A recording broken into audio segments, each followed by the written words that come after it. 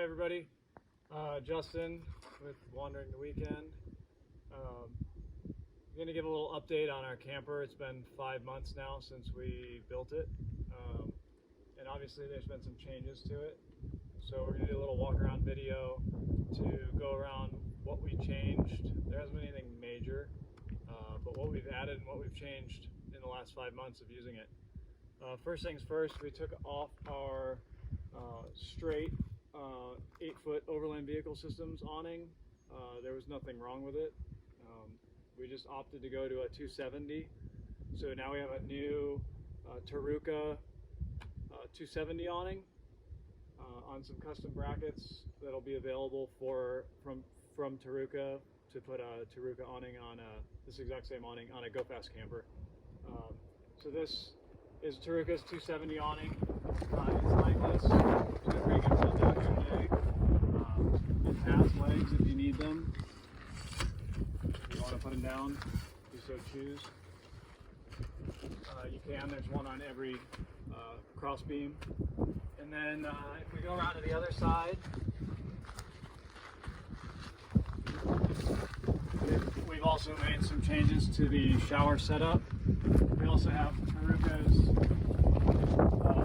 shower room. Previously we had Overland Vehicle Systems shower room.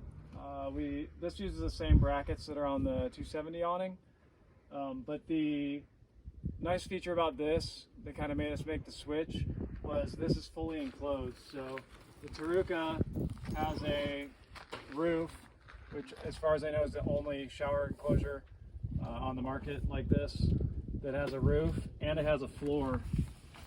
So it has a catch basin on the floor, and then there's a zipper drain in the back so you can choose when the water comes out. So the floor is removable. Other than that, it's a pretty standard shower tent. We still have our shower head, fixed shower head up top. You can see the fixed shower head in there.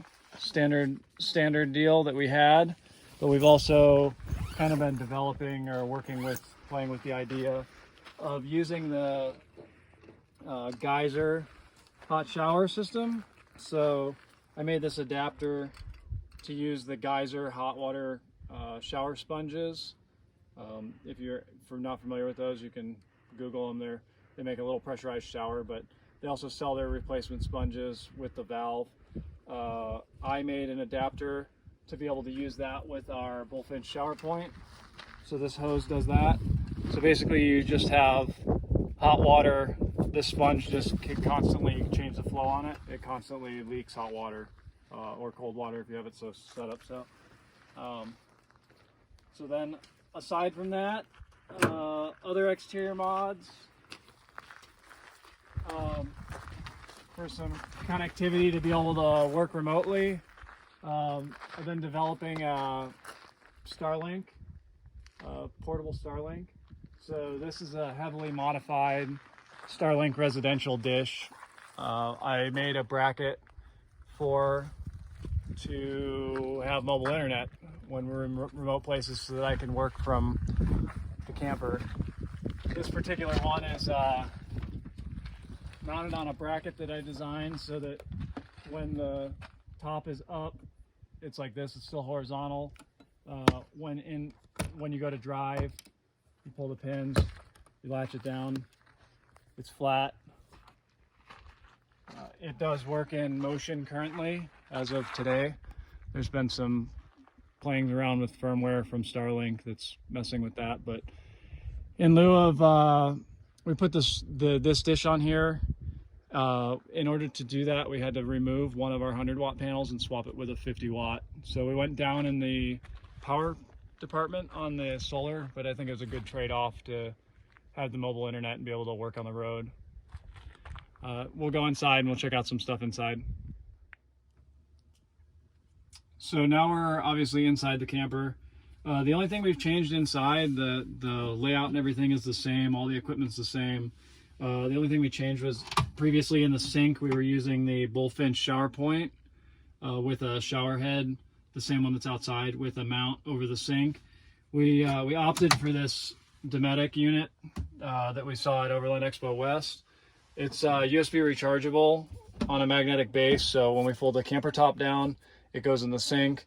You just double tap it to turn it on, single tap it to turn it off, and then it has a CPC quick connect fitting flush in the countertop there. So when we go to travel, we put the top down, we throw this in the sink, throw the towels in the sink. This guy, USB rechargeable right in the back of it, so there's no wires to mess with. It's really a great unit. They make this for jerry cans and all kinds of other stuff, but it's got a little night light. It's a really cool unit. But yeah, that's basically all that's changed inside the camper. Only other thing probably worth mentioning is we previously, with the Transforma floor from GFC, it has a rectangle piece that goes from here to the front, and then it was 2 squares in the back. We at first started with just leaving out the 1 square so that we could get down, because Jack sleeps down on the couch. So we left 1 square out when we originally built it. We've since opted to just leave the other square at home also, so we're just using the front cab over and the first rectangle. So the camper, when the bed's made, the camper comes to about here, and then we can still get downstairs. There's just no extra cushions to shuffle around in here because we just weren't using them. That's it. Thanks for following along.